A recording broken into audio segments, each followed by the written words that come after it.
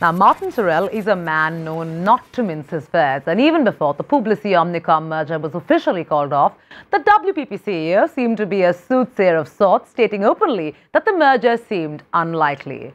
He also talked about how the creation of POG has actually catapulted WPP's performance, whether it be in terms of new businesses or in terms of sheer financial performance.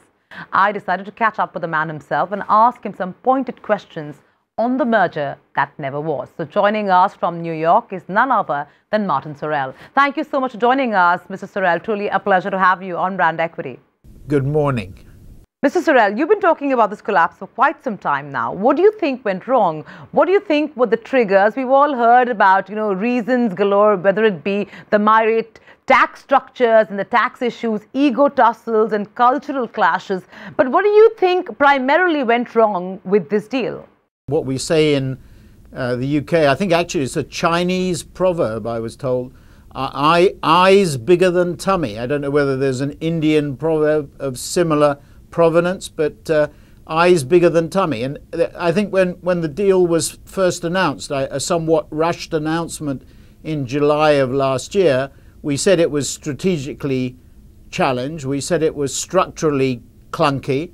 We said there would be client and people issues, that there would be regulatory issues. I don't think we foresaw the tax issues because the tax climate, as you well know, in India has changed, and governments are very concerned about raising revenue or losing revenues, and that has become a more difficult climate in which to operate. But at the end of the day, I think the deal was driven by two individuals for more emotional reasons than logical or strategic.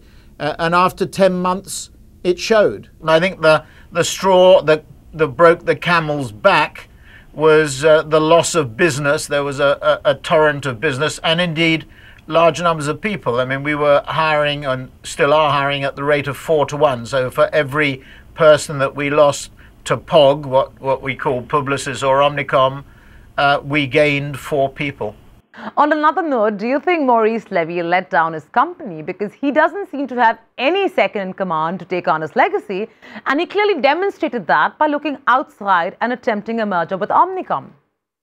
Well, I don't know, but as a result, there was a casualty, or I thought there was a casualty of the POG merger. I think the sort of hinted or named successor to Maurice Levy was Jean-Yves Nauri, and he seemed to disappear for 9 or 10 months, but he popped up on the termination call on Friday. He was one of the people not heard from because Maurice delivered 100% of the broadcast or the analyst conference, but Jean-Yves Nauri apparently was in attendance, and it's the first time we'd seen hide or hair of him for the last 10 months. So maybe he will come back into contention along with others. I do think it's an embarrassment, obviously, for both companies, the failure of the deal. They're desperately trying to show that separately they're as well off as they would have been together, which is a bit of a nonsense, really, spending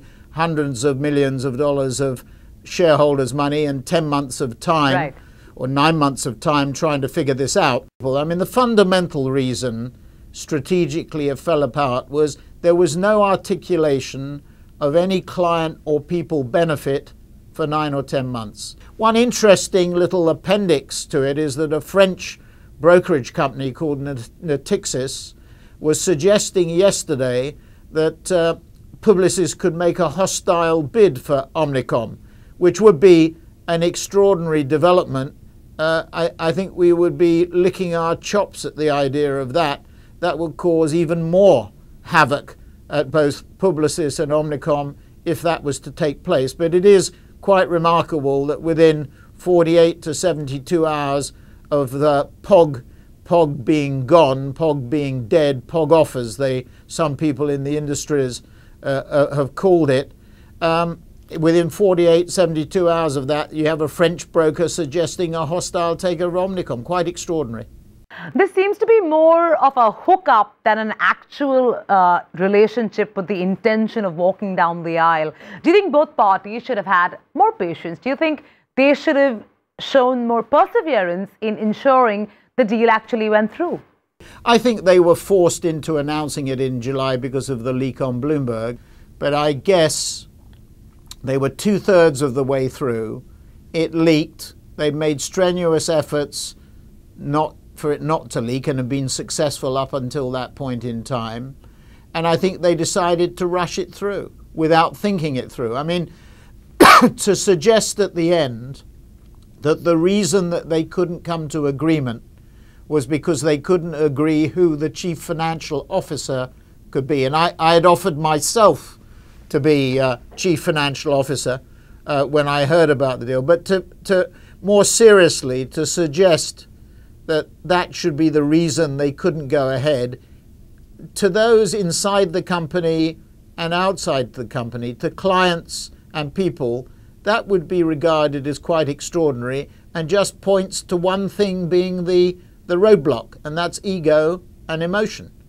If this was so beneficial to clients, if taking on Facebook and Google and Instagram and Pinterest and everybody else was important from the point of view of size, why would a disagreement over who was going to be chief financial officer be in any way relevant? We know that chief financial officers don't run creative companies, and neither should they. So what's the problem? You made a very interesting statement when you wrote to your employees, when you said that Publicis and Omnicom are wounded and will most certainly lash out. Do you expect to see a sudden surge of aggression in the marketplace from both Publicis and Omnicom? If what I wrote proves to be accurate, that means that probably they'll make emotional decisions as well, which may not be a good thing as well. That may lead to further mistakes. So if POG 2 comes along, a hostile offer by Maurice, by an obviously irritated Maurice. I mean, he looked very tired and very emotional on Friday on the television, and on his conference call there was sort of a number of things that he said that we didn't quite understand, even having listened to it several times. It didn't make a lot of logical sense. It might drive him in particular, I would say, into making some emotional decisions which will disadvantage Publicis even further, and actually probably will put Omnicom at a relative advantage. Do you think going forward there would be a lot of consolidation when one talks of holding companies, really? If you're asking me for bets, I would bet that Dentsu would go for IPG. That's the logical one there, I think. And then the second logical one would be for Vivendi acquiring Havas. That would be where I would place my bet. Tim Andre of Dentsu at what is called the consecutive executive at JP Morgan a week or so ago made comments to the effect that Dentsu needs some creative assets and needs to bulk up on creative, whatever that means. I think that indicates that Dentsu would probably go for IPG. So I would say those are probably the two moves that are most likely, but you never know. Well, on that note, Mr. Sorrell, this has truly been enlightening. Thank you so much for speaking with Brand Equity once again. Thanks very much.